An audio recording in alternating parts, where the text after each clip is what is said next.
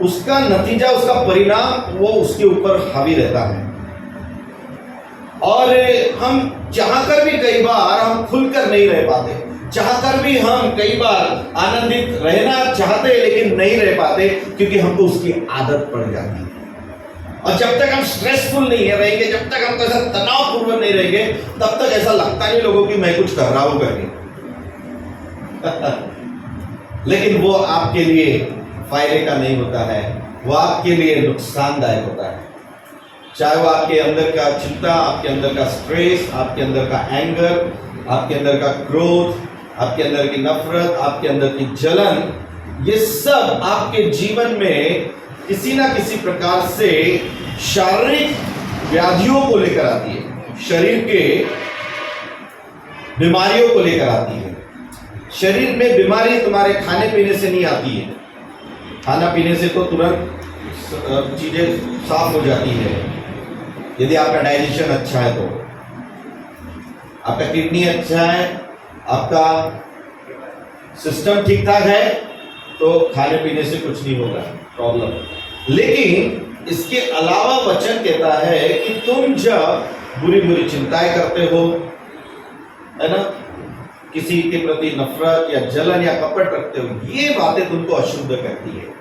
ये बातें किसी ना किसी प्रकार से कहीं ना कहीं से फूट निकलती। कुछ लोगों को अल्सर हो जाते हैं, है ना, कुछ लोगों को जबान में ज्यादा अल्सर का प्रॉब्लम होता है, कुछ लोगों का हेडेक ही होते रहता है उल्टे सुलटे जब देखो तब, कुछ लोगों का एकदम रीढ़ की हड्डी, कमर हमेशा दर्द ही देते रहेगी, घुटने हमेशा दर्द देते रहेंगे हमेशा, क्योंकि वो ना स्ट्रेस में रहना पसंद करते हैं।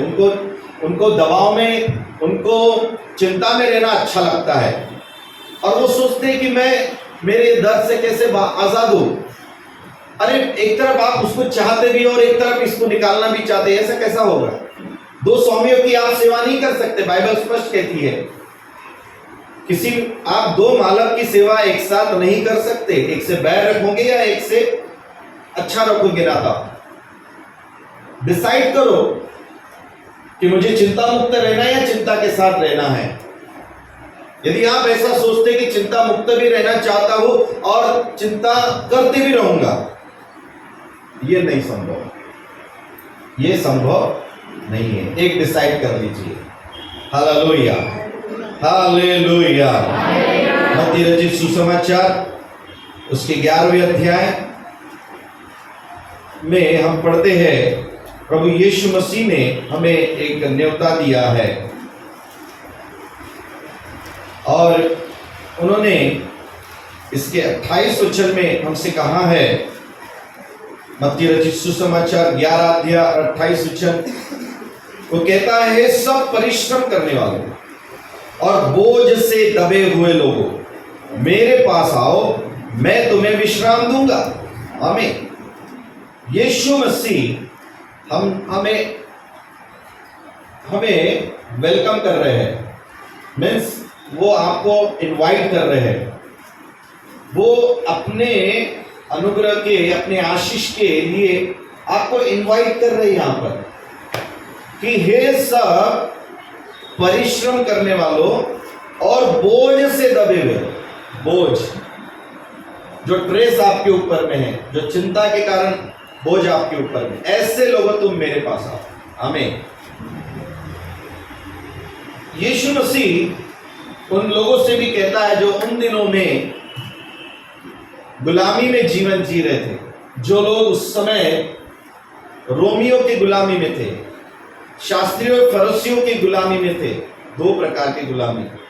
शास्त्री फरीसियों की गुलामी बहुत भयंकर थी, इतने भारी बोझों को लोगों पर लादते थे। यीशु मसीह ने कहा, हे शास्त्री और फरीसी, तुम पर हाय, क्योंकि तुमने इतने बोझ लोगों के ऊपर डाल के रखा है, तुम तो उसे अपने उंगली से भी उठाना नहीं चाहते, थोड़ा भी हाथ लगाना नहीं चाहते, दूसरों के लिए तुमने बहुत बोझ बना के रखे, पर खुद एक भी उसको, थोड़ा भी वो उस बोझ को खुद एक उंगली से भी उठाना नहीं चाहते हो तुम, लेकिन दूसरों को कहते कि तुम उठाओ, पूरा लो सर के ऊपर।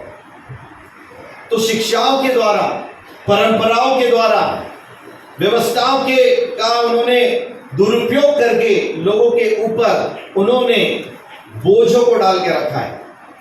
तो उस समय लोग उपदेश सुन रहे हैं, प्रभु से प्यार करते थे, परमेश्वर को चाहते थे, इसीलिए वो शास्त्री और फरीसी की सुनते थे, क्योंकि वो परमेश्वर से प्यार करते थे।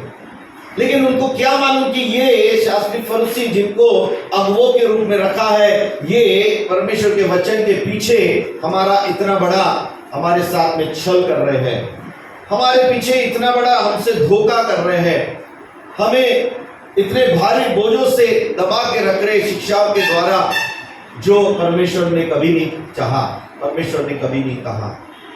हालेलुया। इसीलिए मेरे प्रिय, जब आप आते हैं कलीसिया में, वचन सुनते हैं और आपको ऐसा बोझ लग रहा है, ऐसा ट्रेस लग रहा है, तो आपको एक तो समझाने या फिर आपने गलत सुना है या गलत समझा है, दोनों चीजें हो सकती है, या फिर बोलने वाले ने कुछ चीजें गलत बोल दिया होगा। हालेलुया, वो भी हो सकता है यदि आप समझदार है तो। एक दिन मैं शास्त्री फरीसी के बारे में, तो तुम थोड़ा भी उसको उठाने नहीं चाहते हो, उसके लिए प्रभु उनको कोस रहा है, उनको उनके ऊपर हाय कह रहा है, उनको तुमने ये सब करके रखा है। और इसीलिए यीशु मसीह ने देखा कि जब वो पृथ्वी पर आए, वो गलील में, यरूशलेम में, अलग अलग जगह पर जब जाकर सेवा कर रहे थे, और तब अंधकार में पड़े हुए लोगों के बीच में ज्योति चमकी, इस प्रकार से प्रभु का वचन कहा। और उसने वहां पर जो दबे हुए थे, कुचले हुए थे, तकलीफ में थे, ईश्वर से दूर थे, अंधकार में थे, बाइबल कहती कि उसने उनको छुटकारा दिया, उनको उसने छुड़ाया, उनको उसने आजाद किया। आमीन। और लोगों के झुंड, लोगों के भीड़ की भीड़ वहां यीशु के पीछे आने लगी, क्योंकि उन्होंने कहा कि यीशु मसीह के वचन अधिकार और सामर्थ के साथ में है, हमारे शास्त्री और फरीसी के जैसे नहीं है। हमारे शास्त्री और फरीसी के वचन हम जब सुनते हैं तब हमको आजादी नहीं मिलती, उल्टा हमको और भारी बोझ जैसा हमको दबने लगता है। लेकिन यीशु मसीह जब आए हैं, इनके वचनों ने हमारे जिंदगियों को बदल दिया है, हमको आजादी दे दी है, और इसीलिए यीशु मसीह के पीछे वो चलने लगे। और यीशु ने इसलिए उनसे कहा, हे परिश्रम करने वाले, हे बोझ से दबे लोगों, मेरे पास आओ। हालेलुया।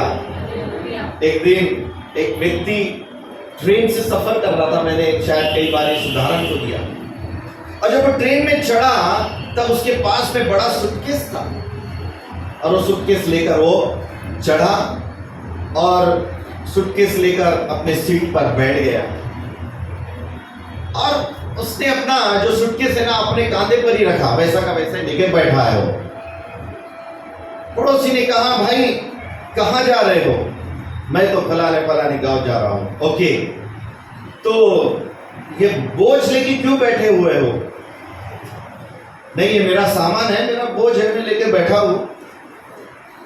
अरे ये बोझ ये ट्रेन ले सकती है, आपका बोझ हल्का हो सकता है यदि आप उसको आपके पास में पाँव के नीचे आप उतार कर रख दोगे या सीट के नीचे रख दोगे, तो ये आपका बोझ उठा सकती है ट्रेन। लेकिन कई बार लोग इस बात को नहीं समझते कि जिस ट्रेन में आप बैठी उस ट्रेन में क्षमता है कि वो आपको और आपके बोझ को दोनों को उठा सके। लेकिन लोग अपने बोझों को उठाना छोड़ना नहीं चाहते हैं। लोग अपने बोझों के साथ ही कलीसिया में आना चाहते हैं। लोग अपने बोझों के साथ ही अपने घरों में प्रार्थनाओं में बैठते हैं। लोग अपने घरों में भी कई बार ये बोझों के साथ ही अपने सेवकाई को भी करते हैं। क्या फायदा है? जो बोझ आपने हल्का नहीं किया अपने जीवन में, जिस बोझ से आप खुद आजाद नहीं हुए, आप दूसरों के लिए क्या बोझ की आजादी की आप बात करते हो? हालेलुया। मेरे पास आओ, है ना, और मैं तुम्हें विश्राम दूंगा, ऐसा लिखा है। मैं तुम्हें विश्राम दूंगा। बोलिए विश्राम, विश्राम। ये शब्द बाइबल में पहली बार हम उत्पत्ति की किताब में देखते हैं। विश्राम कि 6 दिन परमेश्वर ने काम किया और 7वें दिन उसने क्या किया? विश्राम, रेस्ट। आमीन। सो रेस्ट मीन हम जो शरीर से थक कर रेस्ट लेते वो रेस्ट नहीं है। ये वो कभी सोता नहीं, कभी ऊँगता नहीं। हालेलुया। बाइबल कहती है उसमें किसी भी प्रकार से जरा भी झुर्री, कमजोरी कुछ भी नहीं आती है। वो युगानुयुग एक सा है। आमीन। हालेलुया। हमारा परमेश्वर युगानुयुग एक सा है। आमीन। हालेलुया। और इसीलिए वो कहता है कि तुम मेरे पास आओ। परमेश्वर ने रेस्ट लिया क्योंकि वो चाहता था कि ये सारे गणों को बनाने के बाद रेस्ट, यानी परमेश्वर की जो शांति है, परमेश्वर का जो आनंद है, उसको लोग उस रेस्ट में क्या करें, एक्सपीरियंस कर सके। So that rest means peace. Hallelujah. उस विश्राम का मतलब शांति। आमीन। वो रेस्ट मतलब आपके जीवन में, मेरे जीवन में सुकून। वो रेस्ट मतलब एंजॉय। आमीन। और उसी को बाद में कुछ समय के बाद इस्राएल को परमेश्वर ने कहा कि तो 7 डेज आप जो क्या है उसको तू क्या करना, विश्राम दिन को पवित्र करके मानना। उस दिन तू काम काज मत कर, उस दिन थोड़ा सुस्ता ले। तेरे गधों को, तेरे घोड़ों को, तेरे पशुओं को भी तू सुस्ताने दे। तू रेस्ट ले क्योंकि तू मिट्टी से बना हुआ है और तुझे जरूरत है। आमीन। इवन परमेश्वर को भूमि की भी चिंता है, भूमि की भी स्तुति पर प्रभु लेता है। 7 साल हो गए, अभी 1 साल पड़ित रहने दे उसको कहता है। 6 साल तूने जोता बोया, 7वें साल उसको वीरान रहने दे। उस समय उस साल तो कुछ भी जोतना नहीं और बोना नहीं, क्योंकि परमेश्वर तेरा 6ठे साल में क्या करेगा, 3 गुना तेरी फसल बढ़ाएगा।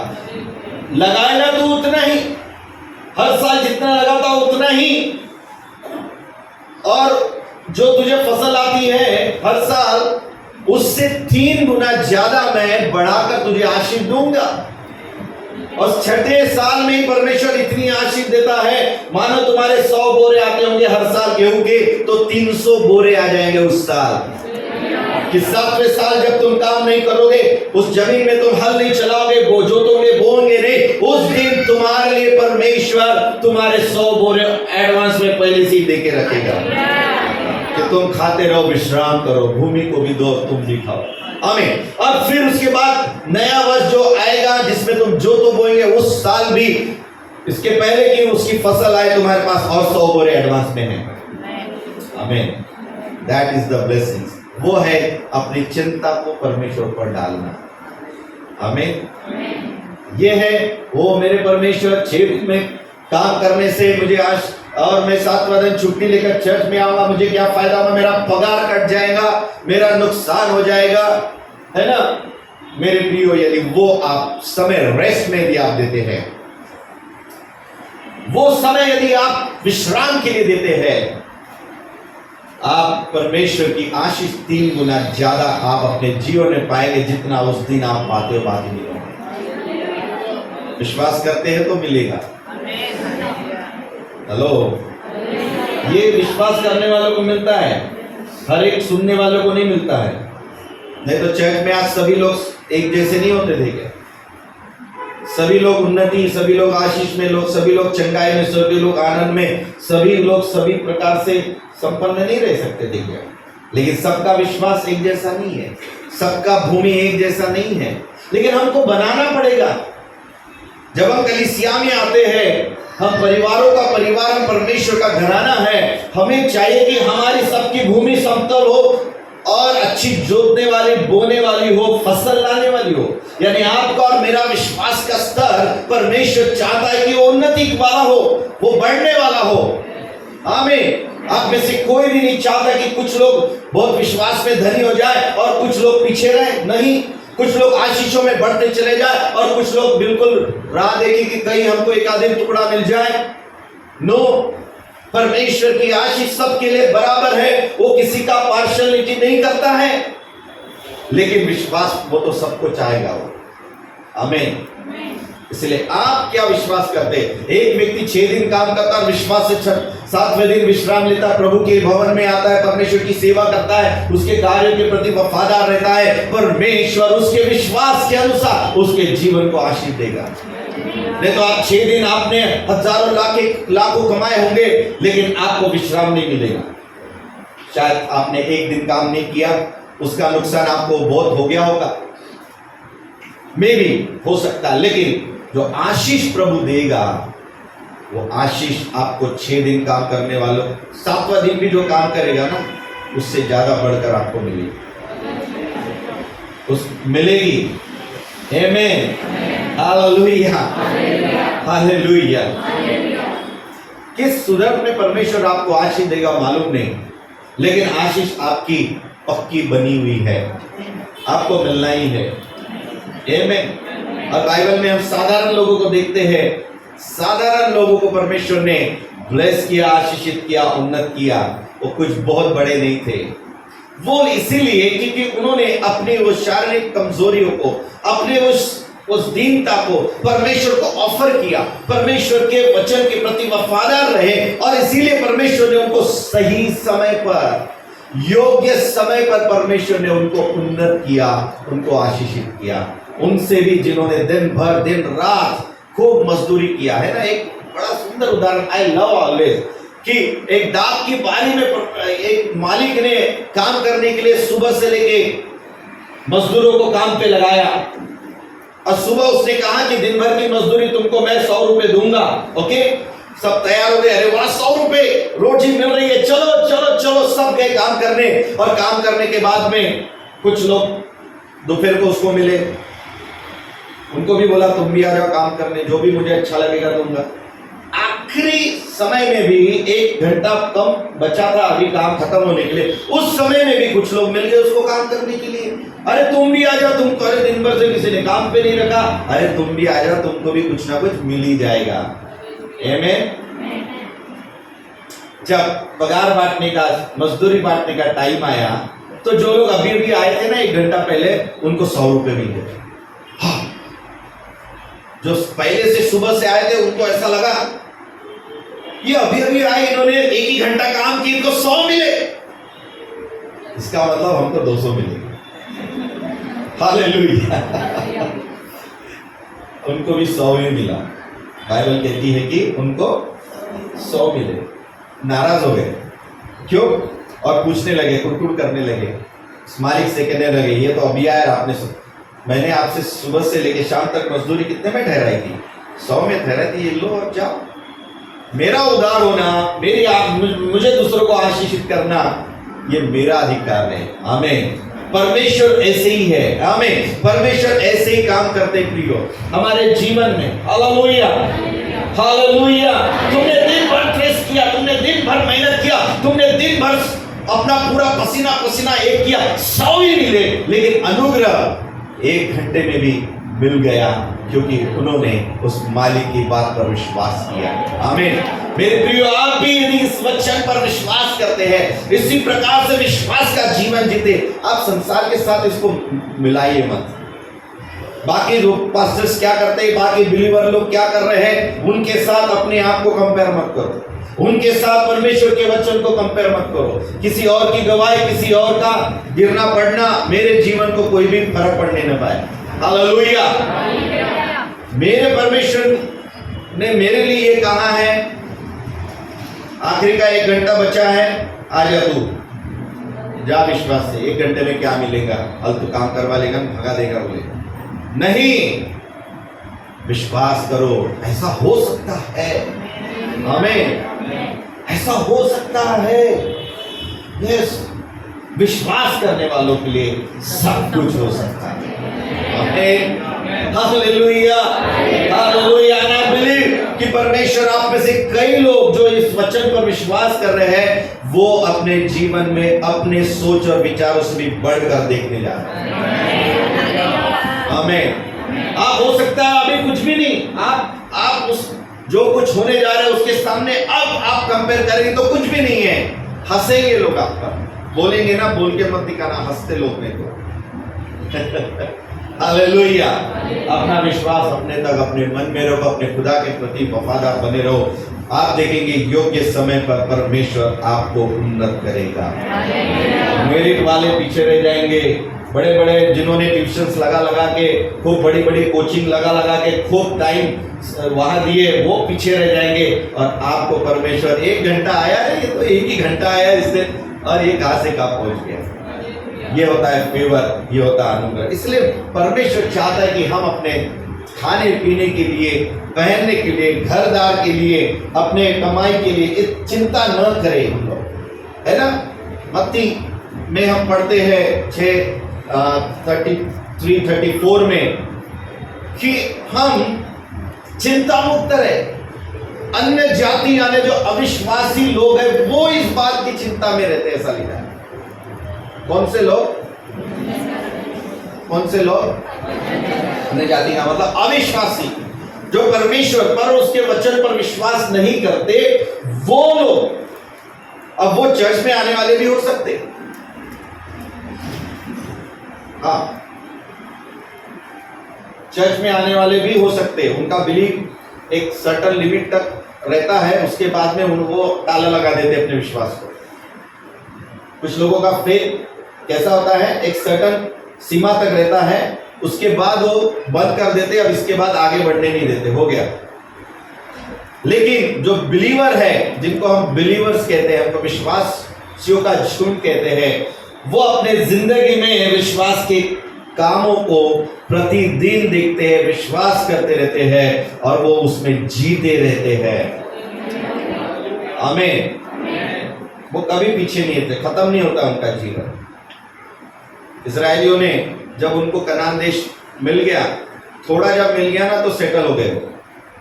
मालूम है आपको, कनान देश की पूरी हिस्ट्री आप देख लो।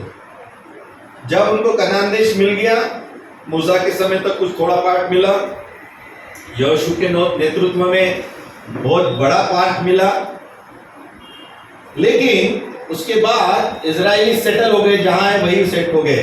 प्रभु ने बोला देखो ये सीमा तुम्हारी पूरी, उस चिट्ठी डालकर बांट दिया, हर एक गोत्र को बांट दिया परमेश्वर ने।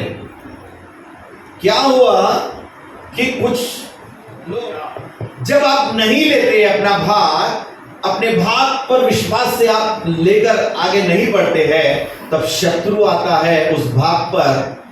इस्राएलियों का भी ऐसा ही हुआ।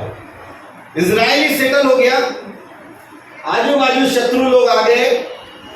शत्रु ने इतना घेर लिया कि उठे सुटे इजरायलियों को खदेड़ कर, भाग कर दूसरी जगह पर जाना पड़ता। फिर दुआएं देते थे, प्रभु हम पर दया कर, कृपा कर। फिर एक न्यायी आता था, किसी को तो प्रभु भेजता था, अभिषेक करता था। फिर 40 साल के लिए शांति मिलती थी, 40 साल के लिए विश्राम मिलता था, देश को आजादी मिलती थी। फिर भाई जाते थे, वो गया, वो कब्र में गया कि ये बिल्कुल अपने तूफान में आ जाते थे। और फिर से परमेश्वर उनके शत्रु के हाथ में उनको सौंप देता था, और शत्रु उनका पूरा हाल कर करके परेशान। फिर जब दिमाग आता था 10 साल 20 साल के बाद, फिर दुहाई देने लगते थे, फिर प्रभु के पास जाते थे, फिर प्रभु भेजता था छुड़ाने वाला, और फिर उनको 10 साल 20 साल और शांति मिलती थी। समझ गए आप? विश्राम, बाइबल चाहती है कि आप और मैं परमेश्वर के विश्राम में आए, रेस्ट में आए। परमेश्वर हमको चिंता मुक्त, तनाव मुक्त, बीमार मुक्त ऐसा जीवन देने के लिए वो आया। लेकिन कई बार हम हमारे उस पोजीशंस को, हमारे उस आशीष को जो उसने दे के रखा है, उस तक हम लेते नहीं, जाते नहीं। और फिर हम कहते हैं कि परमेश्वर मेरे जीवन में आशीष नहीं लगा, फिर मेरा मन प्रार्थना में नहीं लग रहा, फिर मेरा मन परमेश्वर के कामों में नहीं लगता। क्यों? क्योंकि मैं तो इतना जा रहा हूं, मैं तो ये कर रहा हूं, लेकिन मेरे जीवन में कुछ नहीं हो रहा है। क्यों नहीं हो रहा है? क्योंकि आप उस विश्वास के साथ में नहीं चल रहे, आप उस रेस्ट में नहीं चल रहे। प्रभु ने जब कहा कि तुम दे दो, मैं अपना बोझ, अपना परिश्रम दे दो, देते क्यों नहीं हो? हालेलुया। देते क्यों नहीं हो? यहीं पर आपको देखना है। आप बोलेंगे प्रभु मेरा ये दूर कर दे, वो प्रभु नहीं आएगा दूर कर दे, तुमको देने के लिए बोला है। और जब तुम देखो, नेचुरल है, आप बोझ नीचे कर दो तो आप हल्का ऑटोमेटिक हो जाओगे ना, होगे कि नहीं? अरे जो बोझ आपके सर पे है बहुत दिन से बैठे लेके, उसको आपने उतार दिया तो क्या होगा?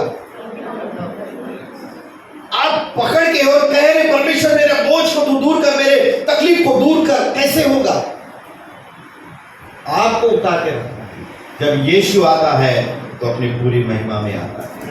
जब यीशु आता है तो अपनी पूरी रेस्ट में आता है, जब यीशु आता है तो पूरी शांति में आता है। सिर्फ आदम का जो स्वभाव वो छोड़ना पड़ेगा। ये जो स्त्री तूने दिया प्रभु, इसके कारण मैंने ये, और वो स्त्री भी क्या बोलती, ये सर्प ने मुझे दिया, बस भाई खाया। वो भी नहीं बोलती कि नहीं मैंने नहीं खाई, मैंने खुद के नहीं खाया, ये सर्प आया ना इसने मुझे बहकाया। अच्छा क्या सर्प को बोलना, आप बोला कि नहीं, उसने भी कुछ बोला नहीं, वो तो चुप ही था। उसको मालूम है प्रभु के सामने कुछ, हालेलुया। उसको बोला बेटा तू अब तू पाव के बल था ना, अभी तू रेंगेगा, बस खाता था ना अच्छी अच्छी चीजें, अब तू मट्टी खाते बैठ, चूहे कुत्ते खाते बैठो, है ना। श्रापित जीवन उसको मिल गया, वो तो भी शांत हो गया, ठीक है जो मिल गया ले लिया चुपचाप, क्योंकि किया है काम ऐसा, मैंने तो गलती किया तो मिलने वाली सजा, है ना। लेकिन ये गलती करके भी मान रही नहीं, इसने किया, फिर वो बोलती उसने किया। ये स्वभाव जो है, ये हमें देखना है कि ये आदम का स्वभाव, ये पुराना स्वभाव, ये दुष्ट स्वभाव जो है, जो पूर्वजों से चलता आ रहा है, जो मसीह यीशु हमारा दूसरा आदम, उसमें बदल जाता है, उसमें आजादी हमको मिल जाती है, उसमें हमको रेस्ट मिलता है। और ये हमको आज परमेश्वर का वचन आकर सुसमाचार बताता है। यीशु मसीह आकर कहता है, हे सब बोझ से दबे हुए थके हुए लोगों, परिश्रम करने वाले लोग, तुम मेरे पास आओ, मैं तुम्हें विश्राम दूंगा, हमें मुझसे सीखो। आमीन। वाह, कितना सुंदर ये इन्विटेशन है। मेरे प्रियो, आज की सुबह आपको चाहिए कि yes Lord, really I am feeling stressful, मैं सचमुच दबाव महसूस करता हूं प्रभु, मैं अपने जीवन में चिंता को महसूस करता हूं, मैं नहीं चाहता लेकिन है प्रभु, बट मैं इसे सौंप रहा हूं तुझे। दिन में 5 बार प्रार्थना करो ऐसे, जब जब भी आपको ऐसे महसूस होता है तो काम की है। वो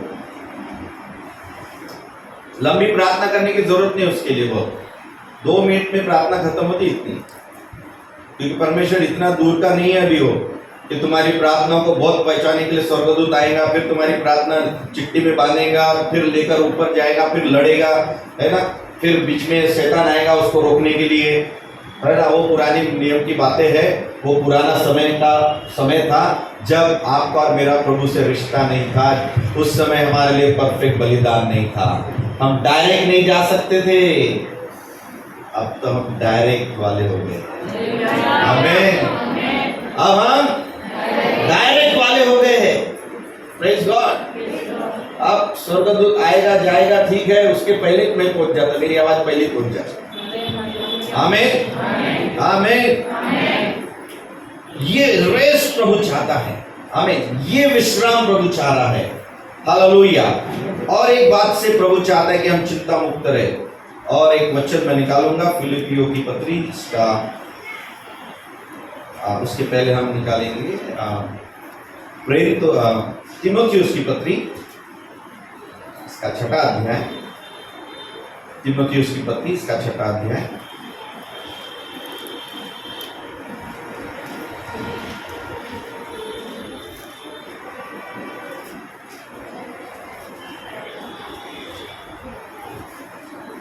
और उसके दूसरे वचन से आगे इस प्रकार से लिखा है, मैं कुछ चंद बातों को पढ़ूंगा। पहला तीमुथियुस 6वां अध्याय 3 से आगे। यदि कोई और ही प्रकार का उपदेश देता है और खरी बातों को अर्थात हमारे प्रभु यीशु मसीह की बातों को और उन उपदेशों को नहीं मानता जो भक्ति के अनुसार है, तो वह अभिमानी हो गया और कुछ नहीं जानता, वरन उससे विवाद और शब्दों पर तर्क करने का रोग है, जिससे डहा, झगड़े, निंदा की बातें, बुरी बुरी संदेह और उन मनुष्यों में व्यर्थ झगड़े रगड़े उत्पन्न होते, जिनकी बुद्धि बिगड़ गई है और वे सत्य से विहीन हो गए हैं, जो समझते हैं कि भक्ति कमाई का द्वार है, पर संतोष सहित भक्ति बड़ी कमाई है, क्योंकि ना हम जगत में कुछ लाए हैं और ना कुछ ले जा सकते हैं। यदि हमारे पास खाने और पहनने को हो तो इन्हीं पर संतुष्ट संतोष करना चाहिए।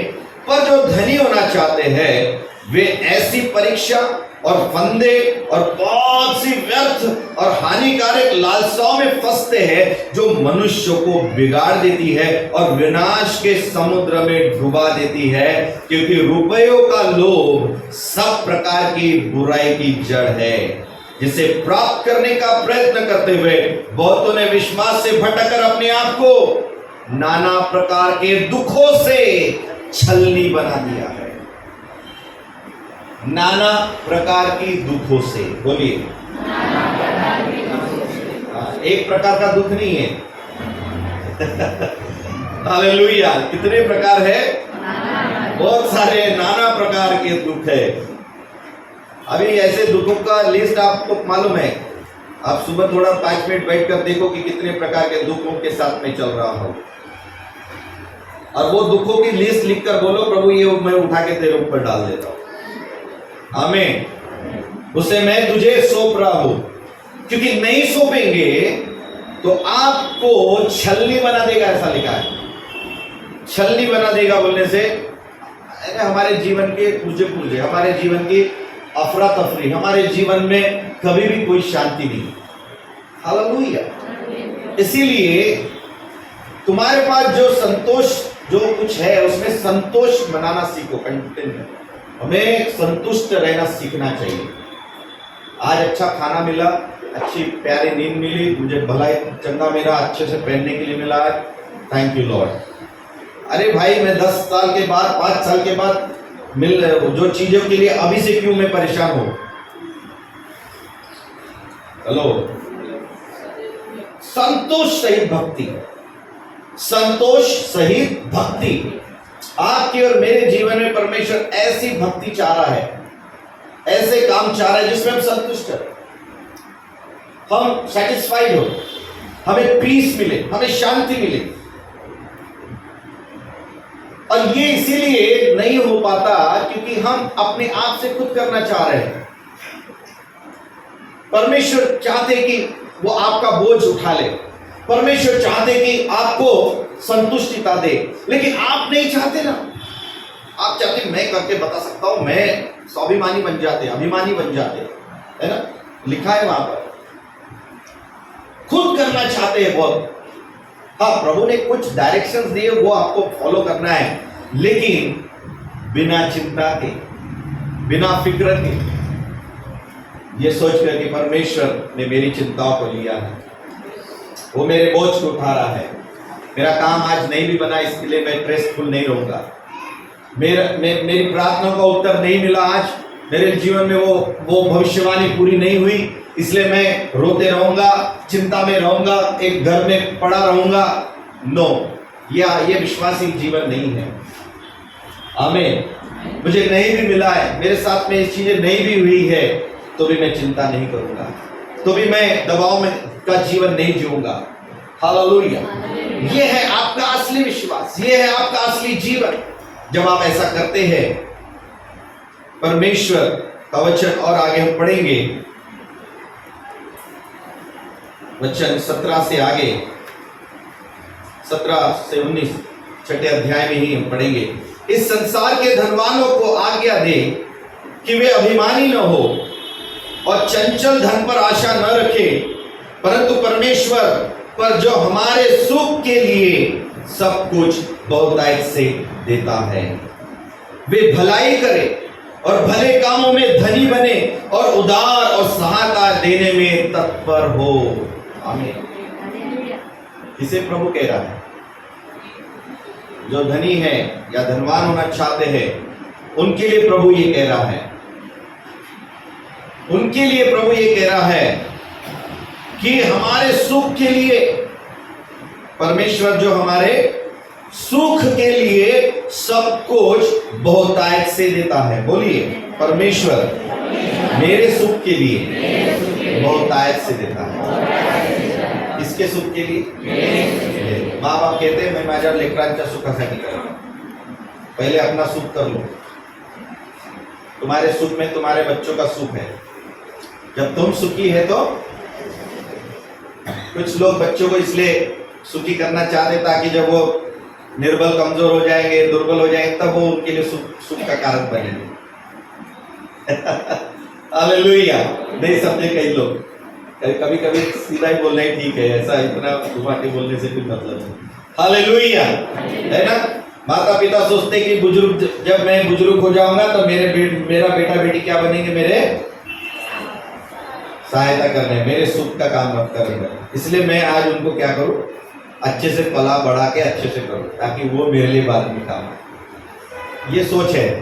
तो कई बार मुश्किल हो जाता है जब ऐसा नहीं होता है तो। हालेलुया। इसलिए प्रभु कह रहा है कि मैं तुम्हारा सुख का मूल हूं, मैं तुम्हारे सुख के लिए मैं तुमको देने वाला प्रभु हूं। आमीन। मैं तुम्हारा सुखी परमेश्वर हूं। आपके पास अच्छी पेंशन भी हो सकती, आपके पास बहुत कुछ हो सकता, लेकिन आपके पास उस पेंशन का आनंद लेने के लिए आपके पास दिल नहीं होगा।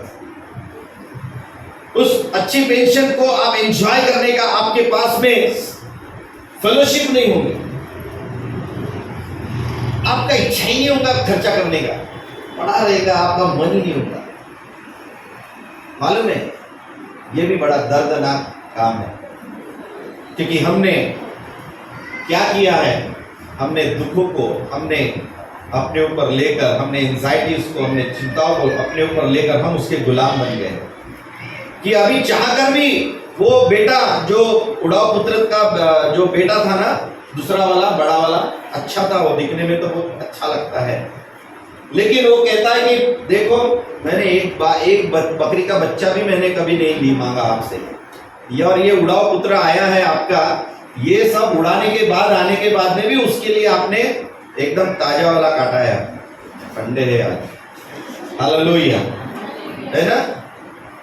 और मैंने कभी अपने दोस्तों के साथ ये आनंद, ये खुशी मैंने नहीं मनाई। तुझे मना किसने किया था? हेलो, पिता कहता है अरे सब मेरा जो तेरा है, तू नहीं लिया और तूने एंजॉय नहीं किया, उसके लिए मैं क्या करूं? तुझे तो मालूम था मेरा स्वभाव कैसा है, तेरा इतना बिगड़ेल भाई, इतना बदमाश था, फिर भी मैंने उसकी जरूरतें पूरा किया, तो तू तो मेरा और करीब का था, पर तूने मेरे उस प्रेम को, तूने मेरे उस स्वभाव को नहीं समझा। हालेलुया। मेरे विश्वासी प्रियो, आप और मैं ये बात समझ जाना चाहिए, मेरा परमेश्वर बहुत अच्छा है, वो भला है, वो दयालु है, करुणा में है, प्रेमी, अपने मेरे सुख के लिए बहुतायत से देने वाला प्रभु है। लेकिन यदि हम उसके सुख का आनंद हम नहीं ले रहे, अपना बोझ अपने ऊपर ही लेके चल रहे हैं, तो फिर परमेश्वर कुछ नहीं कर पाएंगे आप। हालेलुया। परमेश्वर एक उड़ाव को वापस लाकर उसको ठीक करके उसको आशीषित कर सकता है, लेकिन जो जबरदस्ती धर्मी बनकर, अपने आप में अभिमानी बनकर बैठा, धार्मिक बनकर जबरदस्ती का बैठा है, उसको कुछ नहीं मिलेगा। उसके अंदर, उसके घर में सब कुछ है, नौकर चाकर सब कुछ, धन संपत्ति है, पर उसका आनंद वो नहीं ले पा रहा। Hallelujah, hallelujah. शांति आपकी है, जीवन आपका है, आपको चुनाव करना है, मुझे इसमें चलना है या मुझे ऐसे बन के रहना। You decide. यदि हमने ने सोचा रहता जब तक बच्चा नहीं होगा तब तक मैं खुश नहीं होंगी, ऐसा सोची रहती तो आई डोंट थिंक कि उसको मिला भी रहता। लेकिन जिस दिन उसको वचन मिला, बाइबल कहती है कि जिस दिन उसको वचन मिला, उस दिन से उसका चेहरा का रंग बदल गया। उस दिन से उसने कभी भी निराश, रोना, दुखियारी जीवन उसने हटा ही दिया। उसने वो पहरावा जो था ना, पूरा निकाल के फेंक दिया उसने। उसके बाद वो कभी भी दबाव में, चिंता में नहीं रही। उसके बाद उसका जीवन बदल गया। आमीन। जब वचन आप सुनते हैं, परमेश्वर का वचन जब आपने सुना है, उसके बाद में भी यदि आपके जीवन में इस तरह का जीवन है, दबाव का, तो आपने वचन को नहीं समझा है। हन्ना ने समझा उसे, हन्ना ने लिया उसको, और कभी उसके बाद दुखियारी नहीं हुई हो। आमीन। आप अपने जीवन में क्या देखना चाहते हैं?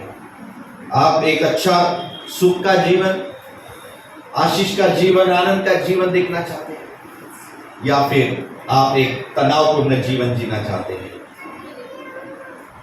इतनी भी पढ़ाई मत करो कि आप पूरा जिंदगी भर तनाव से भरे रहे। इतना पढ़ाई कर करके हमने हमारे बुद्धि, माइंड और सारे नर्व्स को इतना कमजोर करके रख दिया है, आंखों को इतना कि बड़े बड़े चश्मे इतने कम उम्र में लग गए लोगों को कि वो उसके बाद उनको तकलीफ, जिंदगी भर उनको तकलीफ होगी। हालेलुया। परमेश्वर अनुग्रह का परमेश्वर है, वो तुम्हें बुद्धि देगा, तुम्हारी सहायता करेगा कि तुम जब विश्वास के साथ पढ़ोगे, विश्वास के साथ बुद्धि मांगोगे, तुम्हारे साथियों से भी 10 गुना बढ़कर क्या मिलेगी? हाँ, 10 गुना बुद्धि मिलेगी, 10 गुना बढ़कर। बोलिए, जब दानियल और उसके तीनों मित्र, उन्होंने कहा कि राजा का दाख मधु हम नहीं पिएंगे, हम उसका दिया हुआ खाना नहीं खाएंगे, हम सिंपल फूड खाएंगे। 10 दिन के बाद में बाइबल बताती है कि जो बहुत खाते थे, अच्छा बहुत कुछ बढ़िया था, उनका चेहरा, और जो सादा सिंपल खाते थे उनका चेहरा देखे तो इनका चेहरा ज्यादा अच्छा दिखा बाकी उन लोगों से। ये है 10 गुना ज्यादा की आशीष, 10 टाइम्स मोर। आपको प्रमोशंस मिलेंगे, आप जहाँ काम कर रहे होंगे नहीं क्या, वहाँ आपको जल्दी आपको बुद्धि देगा प्रभु काम करने के लिए, आपके प्रमोशंस फास्ट होंगे। आपकी सैलरी, पीछे वाला कितने दिनों से रगड़ रहा बेचारा, आप पीछे से आए, आपकी सैलरी जंप कर जाएगी। हालेलुया। मालूम नहीं परमेश्वर कैसे आपको कहाँ से आशीषित करेगा। बार बार एक व्यक्ति आएगा, बार बार बीमार पड़ते रहेगा, छुट्टी मारते रहेगा, तुम हमेशा ऑफिस में पाओगे, आप बीमारी नहीं पड़ोगे। हालेलुया। वो फेवर परमेश्वर देगा, वो अनुग्रह आपको देगा, आमीन। लेकिन उसके लिए आपको आपकी चिंता, आपका प्रेस परमेश्वर का देना होगा, देना ही होगा एवरीडे से। प्रत्येक दिन प्रभु आज मुझे जाना है, आज मैं बीमार फील कर रहा हूँ, आज मुझे ऑफिस में बहुत काम है, आज मुझे पढ़ाई है प्रभु, आज मुझे कुछ वर्क है प्रभु, मैं आज ये पूरा सब कुछ तेरे ऊपर डालता हूँ, मैं मेरा ये सब चिंता तेरे ऊपर डालता हूँ, आज मेरी ये बोझ तेरे ऊपर डालता हूँ। आप देखेंगे आपका दिन बहुत ही आशीषमय हो जाएगा। आपका दिन, आप हो सकता काम कुछ नहीं हुआ होगा लेकिन आप मजे में रहेंगे। Hallelujah, hallelujah. आप चिंता करके अपने आयु में एक घड़ी भी नहीं बढ़ा सकते, अपने उम्र को एक क्षण भी नहीं बढ़ा सकते। प्रभु कहता है चिंता करके फिर मैं क्यों करूं? हमें हालेलुया, हालेलुया। एक आखिरी वचन पढ़ के हम समाप्त करेंगे। फिलिप्पियों की पत्री, इसका 4था अध्याय और उसके 7 वचन में इस प्रकार से लिखा है, 6 और 7। फिलिप्पियों की पत्री 4था अध्याय 6 और 7। किसी भी बात की चिंता मत करो, परंतु हर एक बात में तुम्हारे निवेदन, प्रार्थना और विनती के द्वारा धन्यवाद के साथ परमेश्वर के सम्मुख उपस्थित किए जाए। तब परमेश्वर की शांति जो सारी समझ से परे है, तुम्हारे हृदय और तुम्हारे विचारों को मसीह यीशु में सुरक्षित रखेगी। आमीन। तब कब? तब जब तुम ये करोगे तब ये होगा। हेलो, कई लोग ये वचन कोट करते हैं कि परमेश्वर क्या करेगा, है ना, परमेश्वर की शांति मेरे जीवन में रहेगी, है ना। लेकिन भाई उसके पहले यहां लिखा है वो शांति कब आएंगी? कब आएंगी? जब यहां लिखा है कि किसी भी बात की चिंता मत करो, तब परमेश्वर की शांति आएगी। किसी भी बात की चिंता मत करो। किसी भी बात का मतलब बोलिए, बोलिए। किसी भी, यानी किसी भी बात, कोई भी हो यानी क्या? लड़की की शादी की चिंता, पढ़ाई की चिंता, नौकरी की चिंता, घर बांधने की चिंता, बीमारी की चिंता, हस्बैंड की चिंता, पत्नी की चिंता, चिंता को टाटा। हालेलुया। अच्छा, ये ऐसा नहीं कि अभी आज आपने प्रार्थना कर दिया तो कल नहीं आने वाली है। हेलो, ये इसका रेगुलर वर्क है, ये इसका डेली का काम है, यार रूटीन है इसका। तो ये आते रहेंगी रोज, लेकिन आपको उसको बाय बाय टाटा। आज देर से मेरी मुलाकात नहीं हो सकती, है ना। आपको लिटरली ये बोलना है, ये आमीन। क्योंकि यहाँ लिखा है कि ये चिंता मत करो, और कैसे मत करो, यहाँ प्रोसीजर लिखा गया है कि किसी भी बात की चिंता मत करो, परंतु हर एक बात में तुम्हारे निवेदन, प्रार्थना और विनती के द्वारा धन्यवाद के साथ परमेश्वर के सम्मुख उपस्थित किए जाए। इसके सम्मुख, आपको मालूम है परमेश्वर लिटरली कहां पर है? वास्तविक या विश्वास से वो हमारे अंदर में है, लेकिन वास्तविकता में कहां है? स्वर्ग में सिंहासन पर। हालेलुया। अगम्य ज्योति में है वो।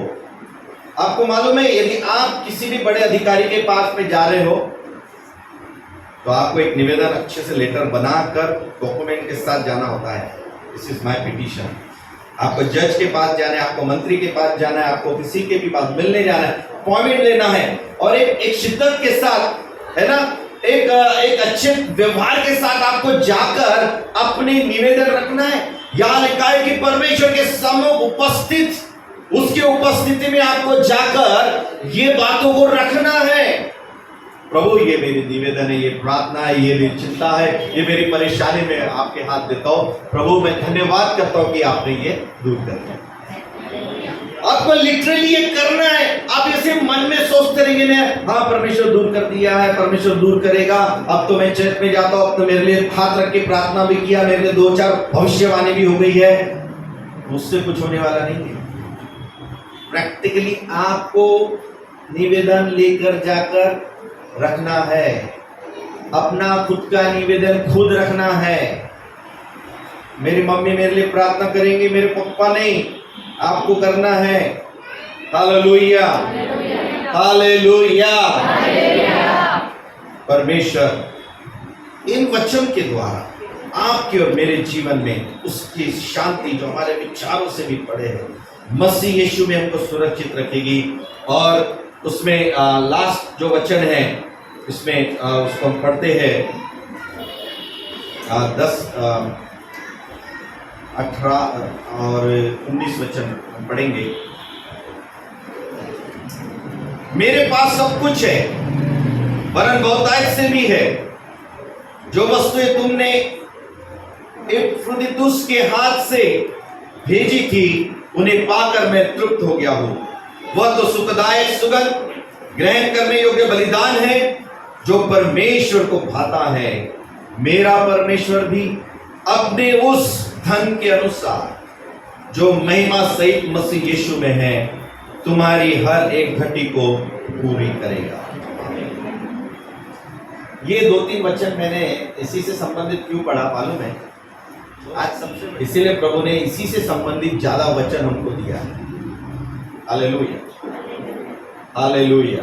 क्योंकि इसको मालूम है हमारे मन में क्या चलता है, हमारे मन में, हृदय में क्या है, कि आज हमारी सारी दुनिया का परिश्रम, सारी दुनिया का पढ़ाई करना, लिखना करना, आखिर में अल्टीमेट गोल क्या रहता है? पैसा रहता है। और फिर ज्यादा कमाया तो छोड़ के जाना पड़ता है। इसलिए आया तो बांटते चले जाओ, आएगा तो क्या करो? बांटते चले जाओ। बांटेंगे तो क्या होगा? स्वर्ग में डिपॉजिट हो रहा है। हमें कमाओ, पैसे कमाने के लिए प्रभु मना नहीं कर रहा है, ठीक है, लेकिन लोभ, उसका लोभ यानी जमा करके रखना, जमाखोरों को प्रभु श्राप देता है।